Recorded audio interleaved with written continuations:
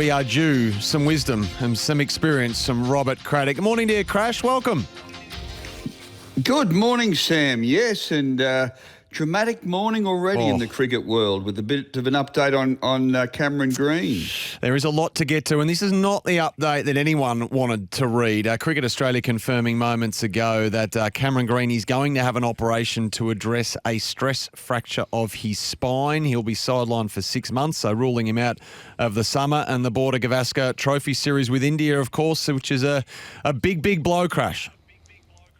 Oh, look, it is. I mean, the operation, which will be performed by a couple of Christchurch surgeons, involves screws and titanium wire binding a vertebrae together.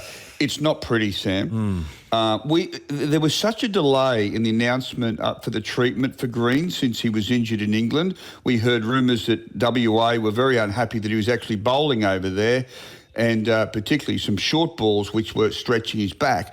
But he could have played on, that's what the statement said, through the summer and maybe batted on, but it would have only delayed the inevitable. So at least there's clarity there. They'll target the Ashes next season. England's coming to Australia. But, you know, he's had stress fractures before. He's one of the tallest players to ever play for Australia. There's a lot of back bending in his game, but will really be sorely missed. And I know he hasn't been in great form, but even in the gully, I mean, no one feels better there than Green.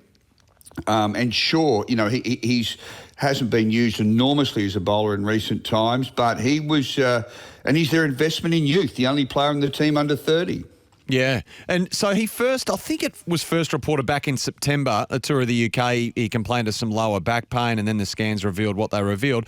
The Cricket Australia today, this morning, Crash, have said that Green has a unique defect in an adjacent area to the fracture that is believed to be contributing to the injury. So, I mean, there's only scant detail on this, but clearly, whenever, as you touched on, whenever you have back injury and operation in the same sentence, it's concerning. Oh, it is, yeah. I was quite intrigued by the term unique defect because obviously what happens in backs, and it happens a lot with injuries, one area compensates for another, and I think that's what's happened there. There's been stress placed on a different part of the back, and, you know, they've tried to groove his action to avoid these sort of problems, and he has got a good action. You know, fundamentally it's sound, and he does bowl a little within himself. Like, he doesn't go full throttle all the time, but this is a setback, you know, because you know, a lot of other test teams said this. They said, geez, we'd love to have a Cameron Green coming through. And it throws out the balance of the entire team, Sam, because here's the thing, okay? Mitchell Marsh, you might say, oh, he's an all-rounder. He doesn't bowl much these days. I think he's got single-figure test wickets for the last 3 or 4 years. You know, he just chips in here and there. And he's not up to bowling a full summer as an all-rounder. He's, you know, very handy, but so there's the question. So, Sam, George Bailey will announce the Australia A team within an hour or so. And the big question for him is, George, do you replace Cameron Green with an all-rounder, such as Aaron Hardy, you know, or someone like that? Or do you go for an specialist opening batsman and put one of the multitude of players chosen in the Australia A team, a Sam Constance, a Cam Bancroft, someone like that in. And you know, so it's a really tough decision for the selectors. Yeah, Brett in Bunyip's text in to say, with Cameron Green unavailable for tests, surely they give Aaron Hardy a go. He's a gun. Get him in. But this time last week, Crash, we spoke about Sammy Constance because he hit 2 centuries for New South Wales last week at Sheffield Shield level. You said, just get him in. Doug Walters has come out and said, just play him. Let's get him in. And then he's going to be in that Australia A squad, we think, isn't he, as the bolter? Yes, he will be in there, and that's a huge step forward. Sam, if you said to me, where do you think he is right here, right now? I don't believe he'll be their first choice right here, right now. These 2 centuries came against South Australia. They were very good centuries, but I've got to say this. He's playing Victoria in another Sheffield Shield game this week, and if he makes another century, I think he's really close to getting in. Like, if he comes out against Victoria and makes 10 and 5, he won't be in the first Test team. But if he can keep this run going, with another century, I think he bounced the front of the queue. And Sam, here's the reason. They're only ever been lukewarm on guys like Marcus Harris. They've never loved him. They've given him, quite a few tests. He's average in the mid-20s. So they don't feel they owe Marcus Harris. They don't feel they owe Cameron Bancroft. And Matt Renshaw may not even be in the A team, so he will be a fair way back if that's right. So, he hasn't got a lot to beat. That's the thing. He is not beating a player who they really like, and that's in Constant's favour. And just one last thing, Sam, on Doug Walters. A point he made I like is Doug's always full of these little chirpy bits of wisdom. Yeah. Doug, of course, made 150 on debut as a 19-year-old, the same age as Constance. And he said, mate, I'll tell you one thing you got going for you when you're 19 is you don't fear things much. He said, I was more excited than anything. I was thinking, how good is this? I'm making a Test debut at 19. He said, the nerves come later with failure and scar tissue and all that. Yeah. But he said, when you're a 19-year-old, you can be pretty darn fearless, Sam. I reckon that you could apply that line of thinking and logic to just about every professional sport, to be honest. We get more worried as we get older and about all the things that can go wrong and how we can get hurt and such. So the wisdom and experience of Robert Craddock on a Monday. So you mentioned Matt Renshaw there. Like, if he isn't named in this squad, I mean, how big of a blow is that? Would that be the full stop on his international career, do you suspect? The strong, feeling is to say yes, because it shows that he would be number 4 or 5 in the pecking order. And, he'd be below Constance, he'd be below Bancroft, Harris and Khawaja. But I will say this, Sam, I have seen players come from further back. Like, even Khawaja at one point, he was zero chance of playing for Australia. If you can, in the current setup, no one is totally out of contention if they have an electric 2 months. If he put 3 consecutive centuries on the board, Renshaw, he would be back in contention because the field is skinny and there will be more change. Guess what happens in December? Usman Khawaja turns 38. I mean, he is doing so well to be an opening batsman at that age. But, Sam, history insists that story won't last for much longer. I tend to think Khawaja will play to next season's Ashes if he gets there, and that could be the end. But look, if you said to me, who else is in contention? We haven't mentioned Beau Webster, the Tasmanian all-rounder. No, yeah. He's the most underrated cricketer in the country at the moment. Lot of love for him off the text here, Crash. A lot of support for Beau Webster off the text in front of me. Yep.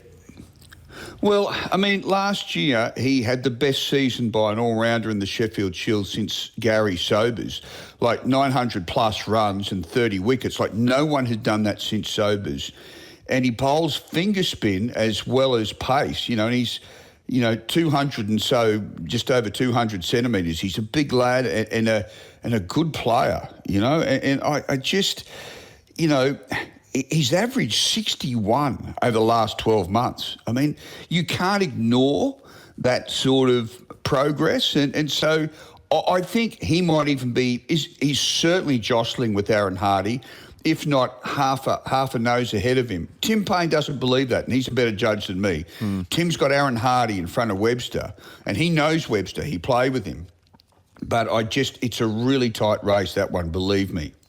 Take me to the Women's T20 World Cup, Crash, because the Aussies are into the semi-finals. They rolled India by 9 runs in the end, and I think the Indians have a bit of a nervous wait to find out if they're going to join them in the Final Four, but we're through. We are, and just that's incredible capacity to just find a way. I mean, this team reminds me so much of the Australian one-day team about 20 years ago when Gilchrist and Simons and Hayden and all those blokes were playing for it.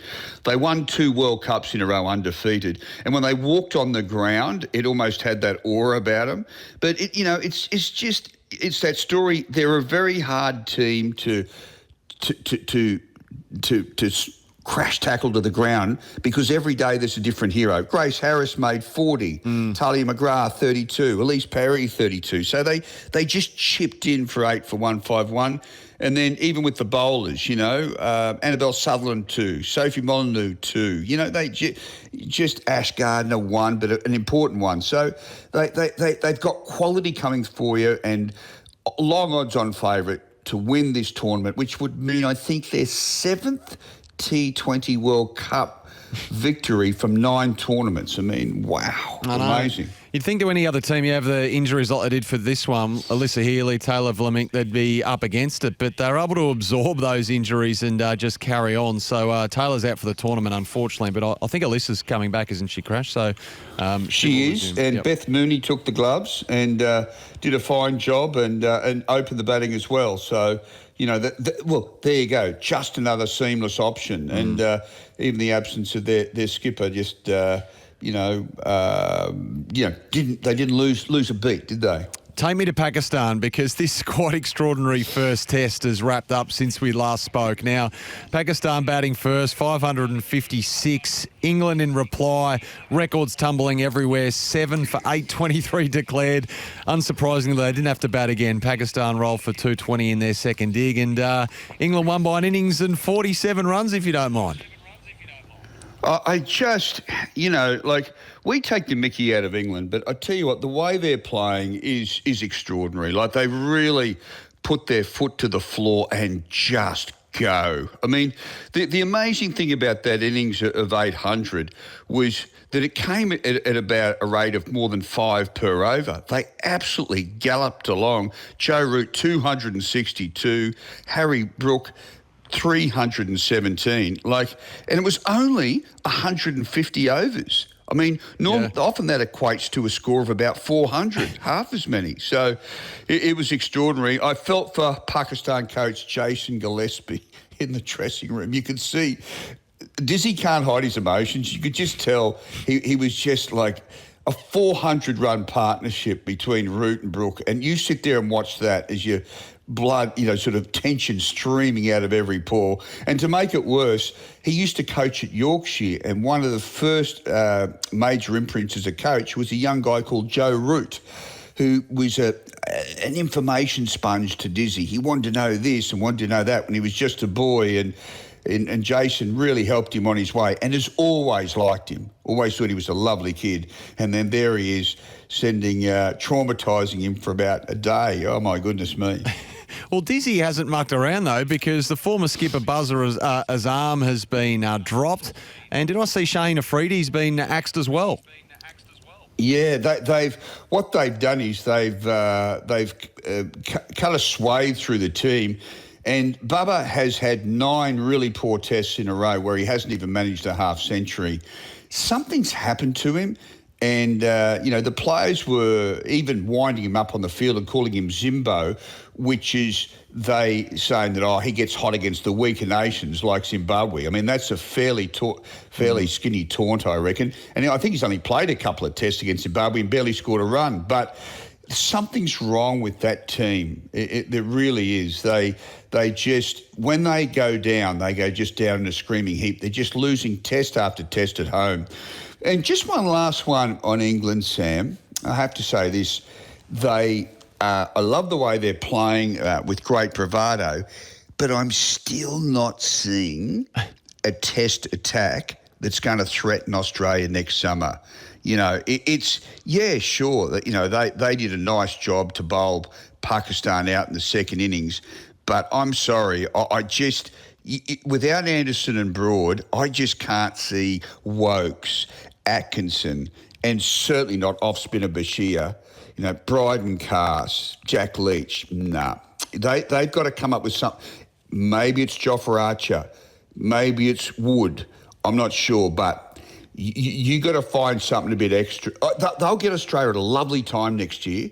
There'll be an old team. There'll be a team in transition. There'll be a team that's a little bit vulnerable. But that attack, gents, you're going to need a bit more. Just one more before we let you go, Crash. Obviously, in and amongst all the records that tumbled in that first test between England and Pakistan was the small matter of Joe Root becoming England's highest ever scoring test batsman. He went past Alistair Cook. We know what the numbers say, but what do you say? Where does he actually sit, do you think, over time in the pecking order? Well, in England, I've got him probably number 2 behind the great Jack Hobbs, who made 199 first-class centuries. Just think of that, will you? Just think of that, 199 first-class centuries, played forever and was one of the world's nicest blokes. All the Australians loved Jack Hobbs. I'm getting a bit romantic here. It was a long time ago. But what I like about Root is that he's just been so consistent. I tell you what, his numbers are very similar to Ricky Ponting. Their strike rate of both of them was about 57, 58. They're both averaging about 52. By the time they play the same number of tests, the number of runs will be, it's quite similar. So for Joe Root, say Ricky Ponting, so that's genuine star quality. But Sam, you and I have always had this old saying, haven't we, that when you're comparing the moderate players, you look at their highlights. When you're comparing the greats, you look at what they didn't do sometimes. I mean, what was the flaw in their record that just didn't work, you know? And he still hasn't scored a test century in Australia, Root. And I think that is just a slight knock on him, because Ashes heroes get an extra 20%. Like Ian Botham won them tests. And does it enhance his reputation? Absolutely it does. I know Root's been an absolute killer in Asia and done really well. But the fact that he hasn't dominated in Australia, and Josh Hazlewood's bowled brilliantly to him, he gets him out for fun, it's just that small knock on a very, very great player and a really nice guy to boot. The wisdom and experience of Robert Craddock on a Monday. So much happening in the cricket world, Crash, and we haven't even started. So really looking forward to India coming to town. Now the conversations are only going to get more meaningful from here. Great to have you on, mate, and have a good day and a good week. Thanks. Yes, Sam, we've got some great cricket chats coming up. I mean, it's lovely, just cricket selections. I know everyone out there has got their own views, and we'll keep them coming for you every Monday. Thanks a lot, Sam. See you soon.